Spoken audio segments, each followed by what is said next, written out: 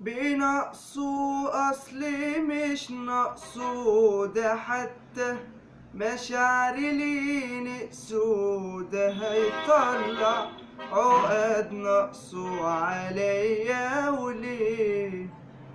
عرفته وكنت مش عارفه، عيوبه بانوا واتعرفوا، ما شفتش حد من طرفه بيشكر فيه.